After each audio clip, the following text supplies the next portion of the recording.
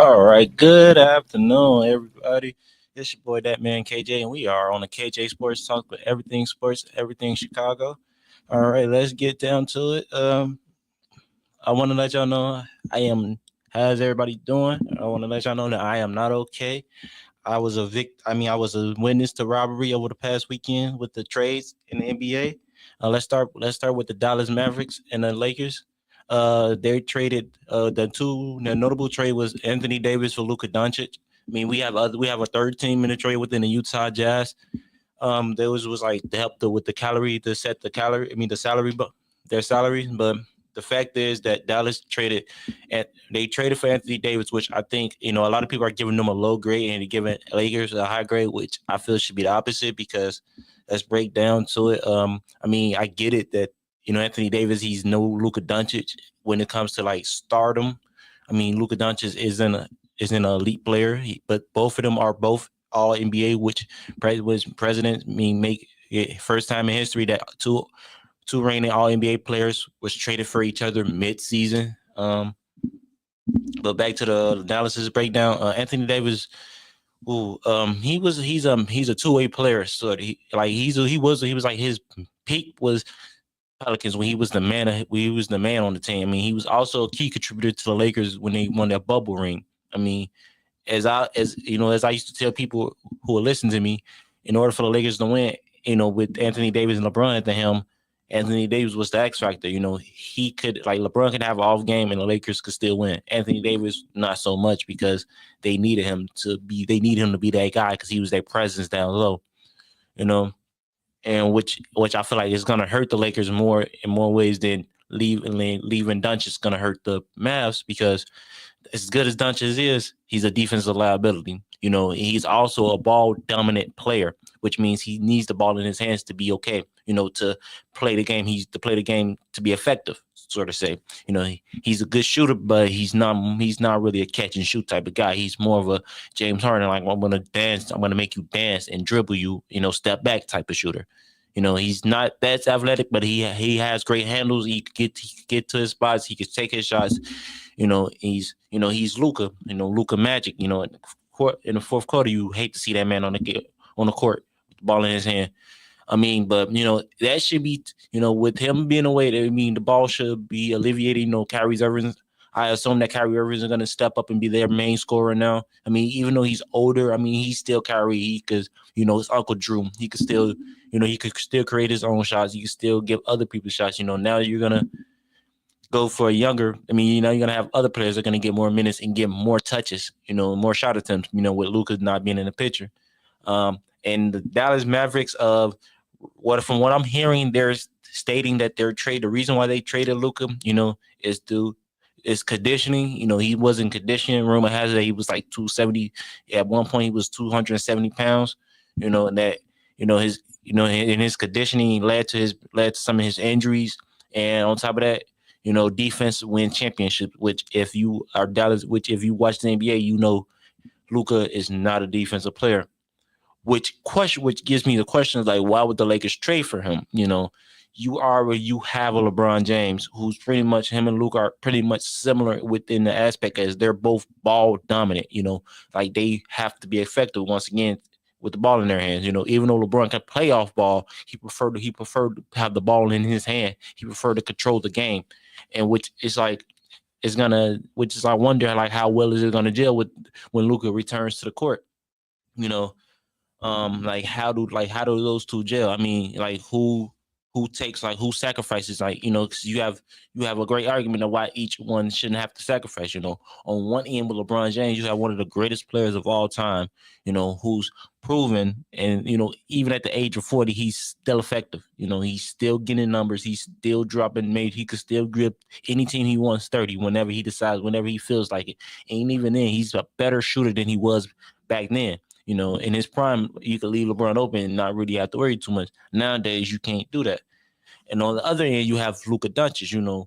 What else there is to say? Arguably the greatest player from his draft. Eh, he was one of our most highly touted overseas guys coming out, and with every other overseas players since the Luka Doncic trap being compared to Luka, like who's the next Luka? Whenever you hear somebody say who's the next you in that aspect, then you're doing something right. And in Luka terms, he was, he's an MVP candidate every year. He's one of the favorite to win the MVP, and so with his play style, it's like now you argue, now you have a thing like who's gonna do what, who's gonna play make, who's gonna score, who's gonna take the last second shot.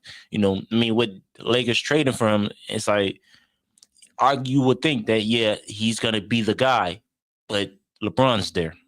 That's a big difference. Like, how do you tell him? LeBron is that one player that no matter how old he gets, his role is not going to diminish.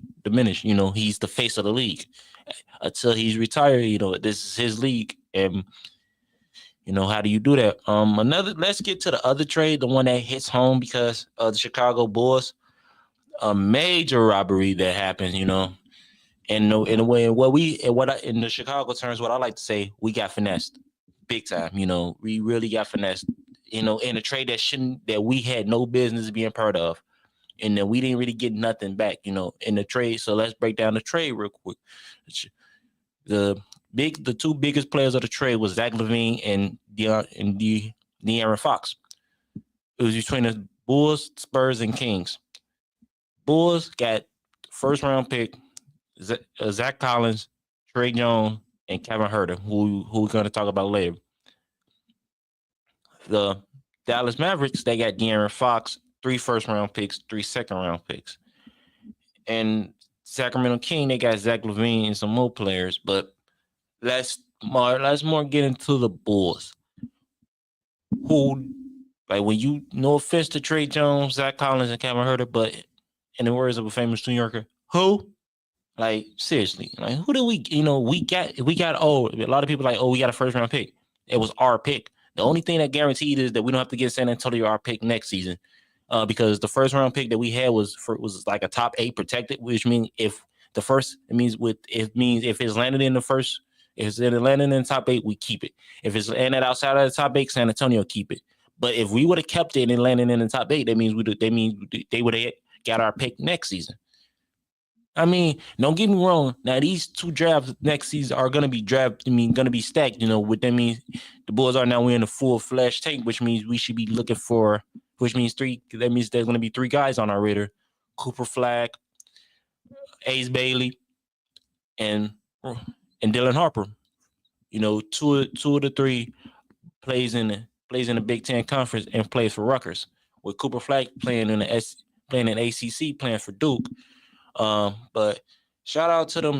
With Dylan Harper having Chicago roots because his pops was part of the last Big 3 and being Rod Harper Sr. So hopefully, that's who we're going to get, and, we're going to see how we're going to go. But it's like, now, what do we do? Are we done? And the rumor has it the Bulls are not done because I know they're still thinking about trading Vooch. Apparently, everybody that's on the radar, as if I said when I left the last show, the only person that's looked at as untradeable is Matas. Okay, so now I'm gonna back pushing my thing. You're gonna see me continue pushing until he gets playing time. If he's so untradeable and untouchable, why is he getting any minutes? Now you're full. Now you're in a force-fledged tank. You let your hands be shown that you're traded. You just traded your best players for 3 players who points per game don't even mount up for him. So now you just lost 24 points a game that he was giving you. Because if I look at this season, Kevin Huerter is averaging 7.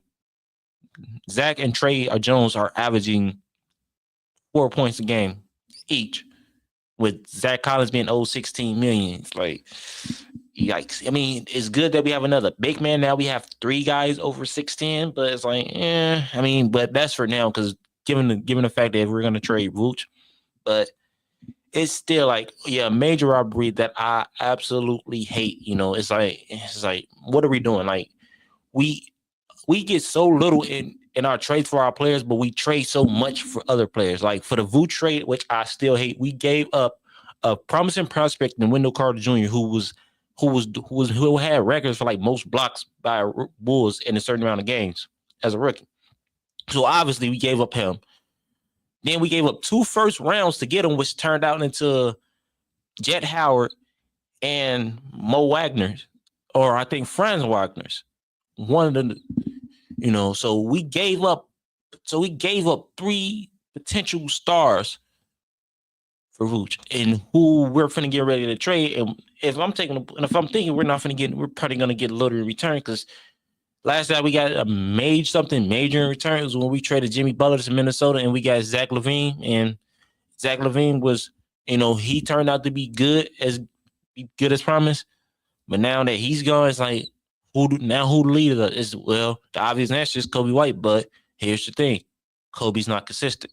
I don't care when, I get it. Last season he was dog when Zach LaVine was out, but he's not consistent. Like, let's be honest. Zach LaVine was one of our most consistent scorers, who gave us everything that he had, and he even picked up on the defensive side. So now that he's gone, it's like now we're looking at Ayo to be a guarantee. Now it's like Alonzo, Ayo, one of them going to be starters, or better yet, they're probably both going to be starters. Now we're going to look to add Patrick Williams back to the thing. What are we doing now? It's like, you just got rid of a starter. Patrick Williams was on the bench. He looked like he's okay coming off the bench, but it's like we still got him playing the 4. Put him back on the wing.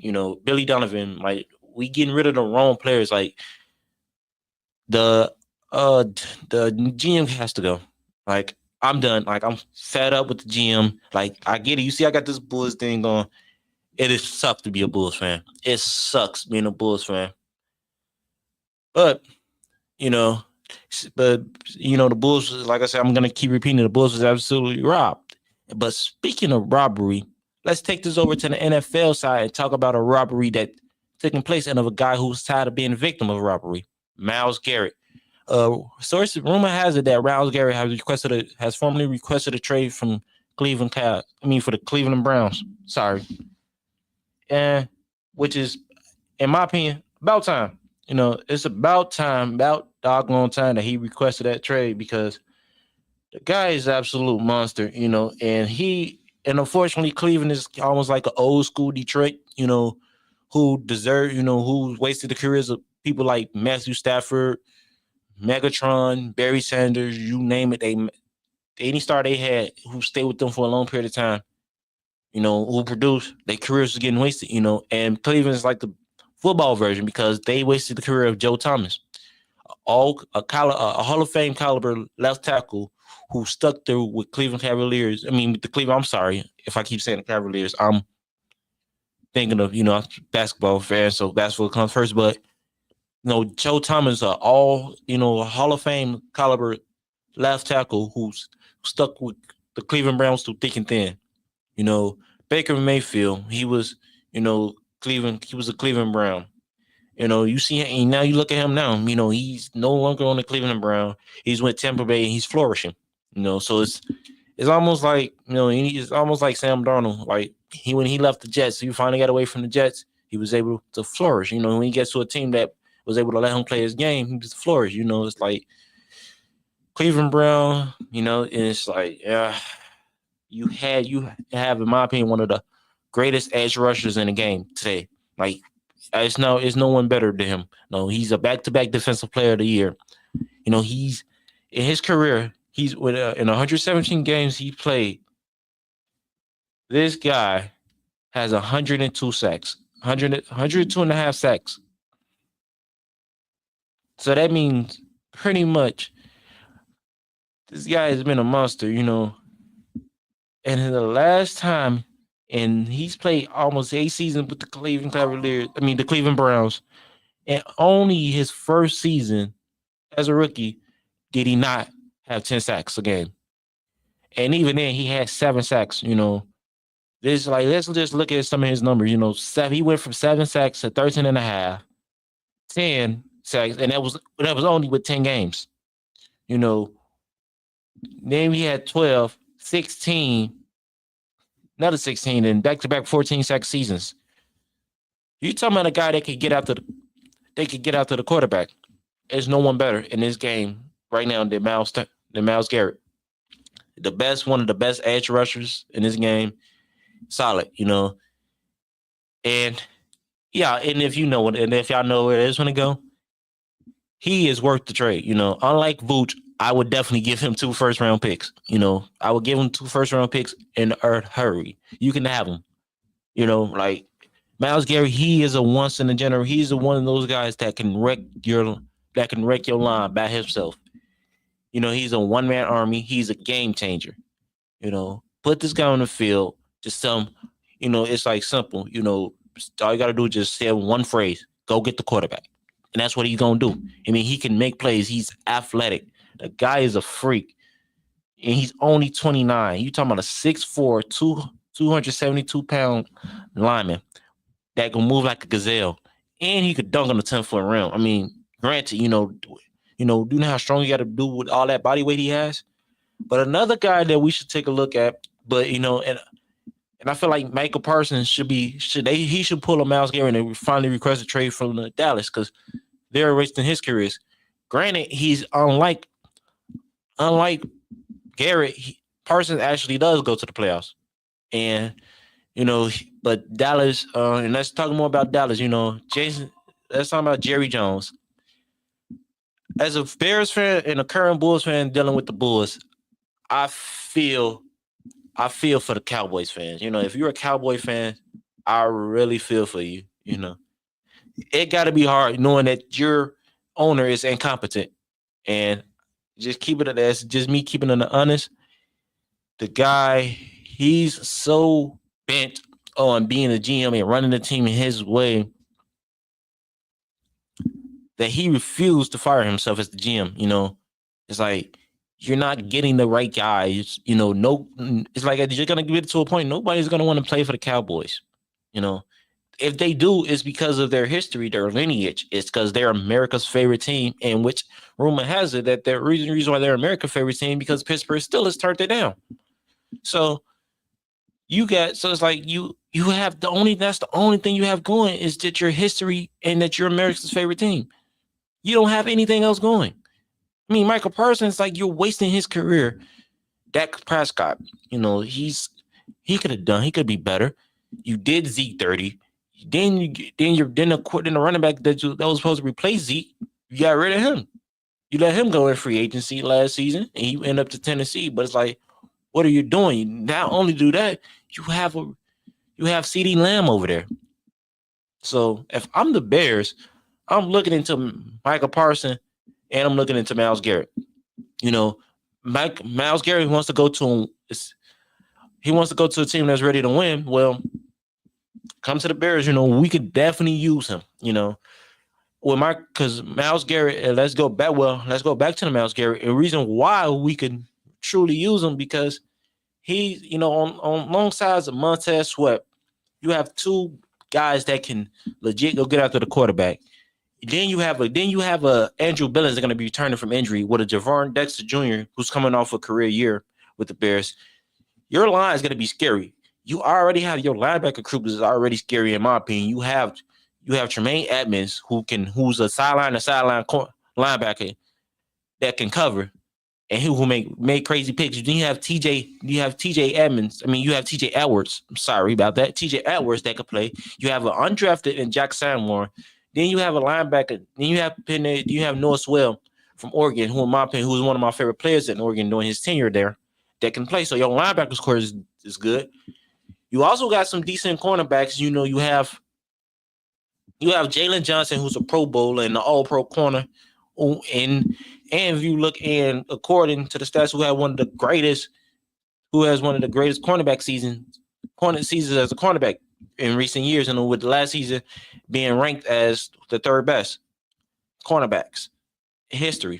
So you have an all-pro caliber Jalen Johnson.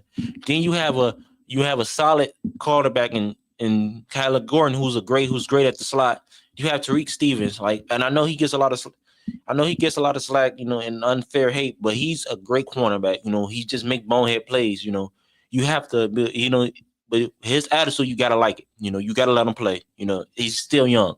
He hasn't even been in the league long enough to be called a vet. So you gotta let him. So you gotta let him mess up. That's the only way we're gonna do it. You also got Smith. I'm so sorry if I mess up his name, but he's from Minnesota. A pick from Minnesota. Who can come in and be that fourth cornerback, so he could play. So he could he could play corner in a dime, and he could also, worst case scenario injury, he can also do that. But and then we have Jaquan Brisker when he's not injured from a concussion. Hopefully he comes back next season better. You can know he can make plays. He can, he's a downhill corner. He's a downhill safety that reminds me of a Mike Brown. Now we just gotta, put another solid safety next to him. Somebody that can play safety. I wouldn't, it really doesn't matter. I mean, Kevin Byard did good, but he's on the other side of 30.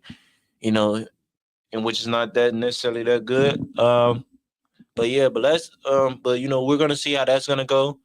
But let's talk about some of the Bears hires. We have Dennis Allen as as a defensive coordinator, and we have DeClain Boyle as an offensive coordinator.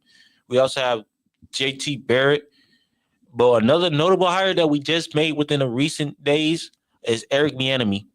For anybody who doesn't know who Eric Bieniemy is, Eric Bieniemy, his most notable position was offensive coordinator under Andy Reid for the Kansas City Chiefs.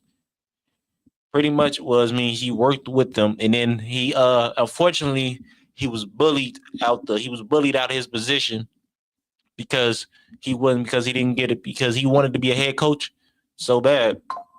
But they had a knock, but they wouldn't let him because technically he didn't call the plays for Kansas City. As anybody knows, Andy Reid calls the plays for Kansas. He's the play caller for Kansas City Chiefs, and in my opinion, one of the greatest play caller in history. I'm just gonna go ahead and step in now. He is the greatest play caller in history, one of the greatest offensive-minded coaches in history. But Eric Bieniemy, he was the offensive coordinator. He went over after, so eventually he left. He became offensive coordinator for Washington Commanders under the Ron Rivera the season prior. He did okay. I mean, he didn't do too well when calling the plays. After that, he became offensive coordinator for UCLA. They didn't do too good calling the plays. But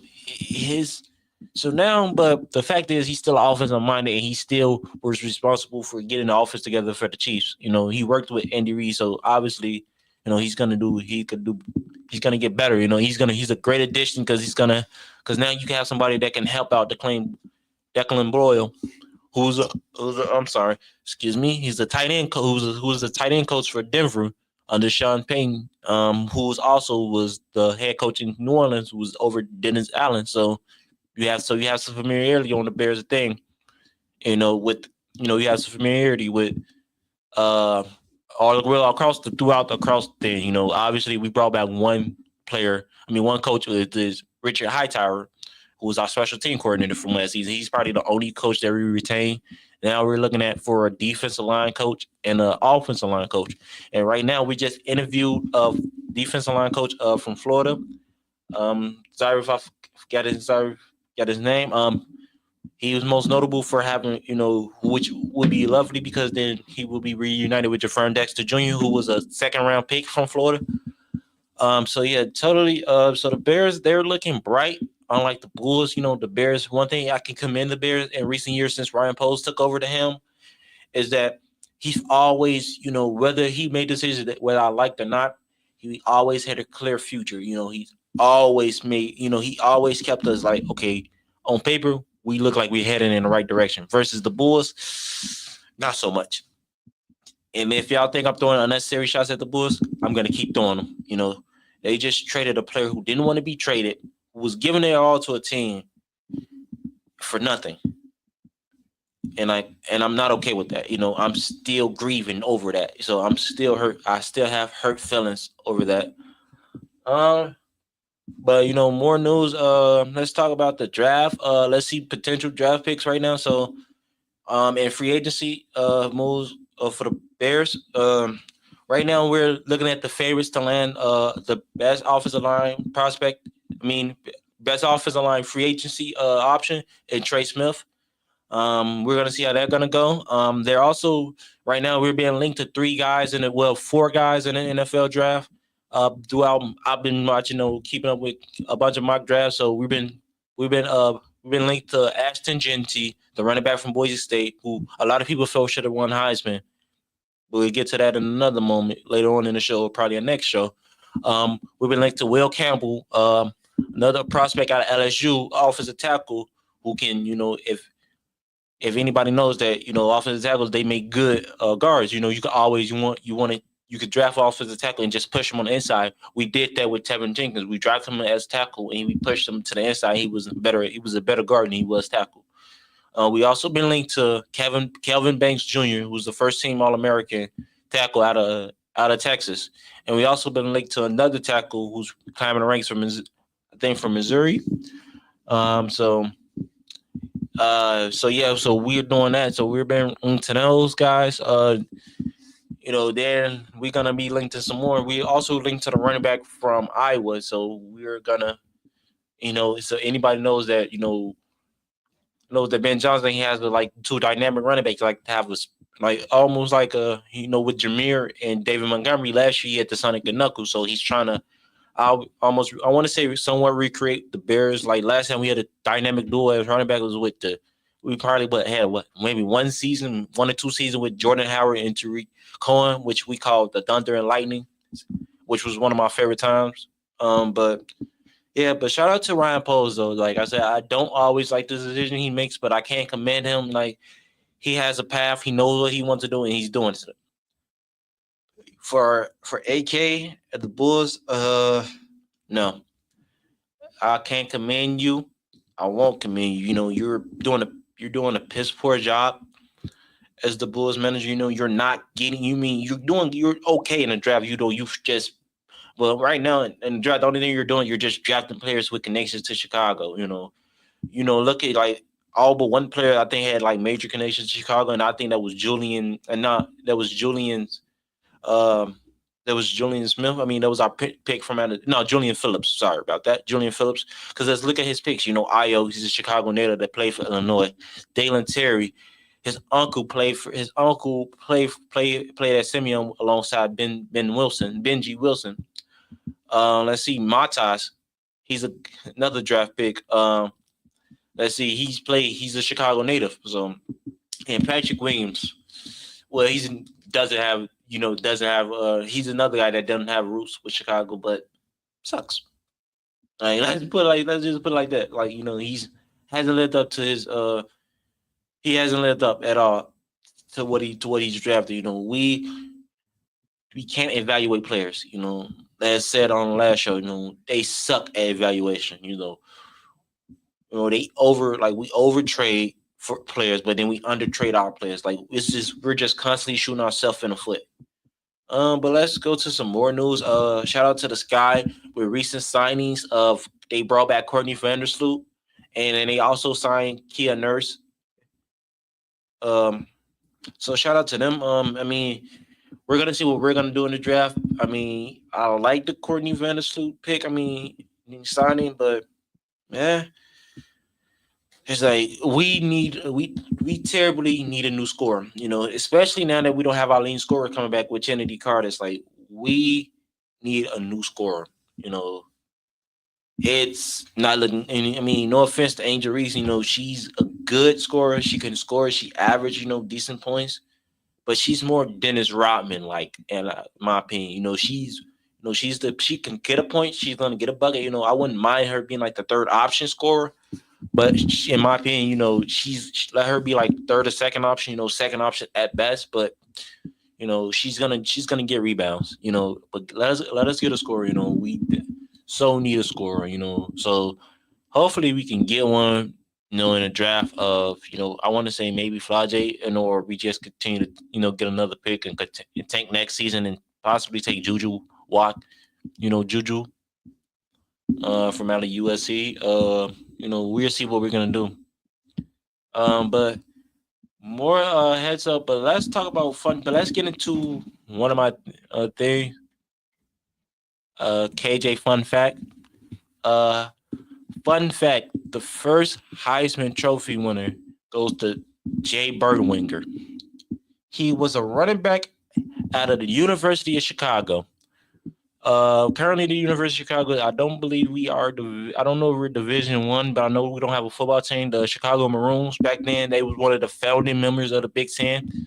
And shout out to Jay Berwinger. At the time, at the time of his winning, it wasn't known as the Heisman Trophy. It became the Heisman Trophy, and I think the year afterwards. But it's like learned as it was like the athletics trophy or something. But he is the official first winner of the Heisman. So shout out that coming out of Chicago. He was a running back. He had 22 touchdowns in 24 games. So obviously their skills level wasn't nowhere near the skill that was us today game. But back then they was 2-way players. So not only was he a running back, he also played linebacker and was a punt returner. So shout out to Jay. So shout out to the Jay Berwinger family, and that's your fun fact. All right, so today's show is gonna be kind of short, but we're gonna end it off with the NFL. Last season, next year we talked. Last show we talked about the Super Bowl. This show we're gonna speak more on it. Kansas City and Eagles. I'm gonna keep saying it. It's gonna be a dog fight. I'm so excited. I can't wait to watch it. I'm gonna put some money on the game, but obviously gamble if you're over the age of 21. But definitely it's gonna be a game. It's gonna be a show. It's gonna be there. Kendrick Lamar is gonna be performing a halftime show. He just won a Grammy, so he's gonna be he won another Grammy for performing. So shout out to him. It's gonna be in New Orleans. The players that just landed. It's gonna be that. You have Chris Jones. Going against have Chris Jones, Patrick Mahomes, and Travis Kelce going against the new MVP, Saquon Barkley. I'm so happy that he won. Finally the league got it right. He was rightfully so. No other person was more valuable to their team this season than Saquon was to the Eagles. And like I said, Jalen Hurts, he's a good quarterback. I don't know if I want to call him elite just yet because he has his weapons. He has Devontae Smith and AJ Brown, arguably two number one receivers that he's throwing the ball to. Which I guess what I like to say about number one receivers, when you have number one receivers, you don't have to throw them the ball. You just have to you don't have to put the ball in their hands. You just put it in their vicinity. If you put it in their vicinity, they're gonna go get it. That's what makes a number one. That's what separates a number one receiver from a number three receiver, from a number two. Number one's like they're gonna go get it. They're dogs. When the ball is in the air, it's theirs. And you have guys like that. You have some up and coming guys like that, like George Pickens. Who I love to see play. Steve Smith, Chad Johnson, Terrell Owens. They're divas. They're and they're arrogant, and rightfully so. You have to have a sort of you have to have a sense of arrogance to play that position. And AJ Brown and Devontae Smith got it. They can. The Chiefs, they don't necessarily have that. They have their number one receiver is their tight end Travis Kelce, who's a vertical threat. In my opinion, he's one of the greatest tight ends to play the games. He's not the greatest because I'm gonna get that to Rob Gronkowski. Because we're gonna talk about that a little bit in just a moment. We're gonna touch on that in a moment. But Travis Kelce, he's good, but back to the receivers. Patrick Mahomes, don't get me wrong, he got some good receivers. He have a gadget player, and Xavier Worthy, who's been showing up all season. It spits and splats. He in Spurs. He has his moments, but he definitely been having some games in the playoffs that's worthy. If you put the ball in his hand, he's gonna fly. He's a 4-2 guy. What else? What else is there to say? Him and Hollywood Brown. You have two guys that can run a 4-2. That are 4-2 caliber runners on the field. It's like Tyreek Hill all over again. Not saying that they're as fast as Tyreek Hill, but they are not as slow. They up there. Their speed is young. So shout out to them. It's gonna be a dogfight.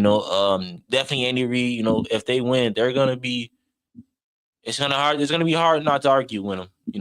You can't. It's gonna be hard not to argue that Patrick Mahomes is not the greatest quarterback of all time. Right now you can't make the argument and say that he's not top 10 all the time because he is. And he's not even 30. Like the guy's only 29, I believe. So imagine that you have a guy that's not even 30. You are already top 10 in your position, and one of the most prestigious positions in the NFL history. No matter even like because think about it, you could be a backup quarterback and still make 15 mil. Backups, I'm saying as a backup, quarterbacks now making easy money. You could be a below average quarterback and get make bank. Because the elite quarterbacks are making about 50 mil a year. Elites. So if you're not elite, you're looking at 20, 30, and that's more money than some of your elite other playmakers. So think about it. Like that is the most important position in NFL. Most, think about it. Like a below average quarterback, a quarterback that's not deemed as elite will get drafted before an elite running back or elite wide receiver. And that's just being honest. You're gonna draft a quarterback that has potential over a sure thing. That shows you how important it is. And the fact that Patrick Mahomes is top 10 and before the age of 30, kudos to him. Kudos to the thing. Kudos to the Eagles. Kudos to the Hunts for allowing the Eagles. Kudos to the Hunts family for allowing the Chiefs to take that risk and for allowing Andy Reid to develop him to who he is today. But at the same time, you're still going against the Eagles. The Eagles ain't no slouch. They're the one team I said that they're the team that I say that if the Detroit Lions didn't make the Super Bowl, they was going to make it. No, I had the Eagles making the Super Bowl if Detroit didn't make it. Unfortunately, Detroit, they fell one game shy of what I thought they were going to go at minimum, which was the NFC Championship game. Commanders put them out before Philly had a chance. But Philly is going to be a game because Philly got a defense. They cornerbacks are just nasty work, just pure nasty when it comes to like playing a game. You have Cooper DeJean, Quentin Mitchell, and Darius Slade Jr. The Chiefs, their cornerback, they have Trent McDuffie, but Trent ain't Trent is he's Trent. He can only cover one guy, and it might end up being like what Cincinnati did to Los Angeles Rams, even though Cincinnati didn't get their win against Los Angeles Rams in the Super Bowl, but they had 3 number 1 receivers within Jamar Chase, T. Higgins, and Tyler Boyd. And I remember watching that game because I remember that they literally had a field day against Jalen Ramsey. So it's gonna be one of those games where it's like, you got one legit cornerback that's a dog. I mean, your other cornerbacks, they're good, but they're not as good as the opponent's cornerback. So it's like now you're gonna put him against guys like Devontae Smith and AJ Brown. They're gonna have a field day on him. Like Jalen Hurts, he's not really the best. He's not the best passers, but he could get the ball there. But and then on top of that, now you have to defend. You got to defend Saquon Barkley too. He's the reigning MVP for a reason. He's just 30 yards shy of breaking the record for most rushing yards in the season, including playoffs. And the last time, and that's to put things in perspective. That record has stood since the year I was born, and I'm 27 years old. So you're talking about he's gonna break a 27-year-old record. But with all that being said, it's been nice talking to you guys. Thanks for tuning in. My name is KJ, and this is KJ Sports Talk on the Chicagoland Sports Radio Show. Where everything sports, everything Chicago. See y'all next time.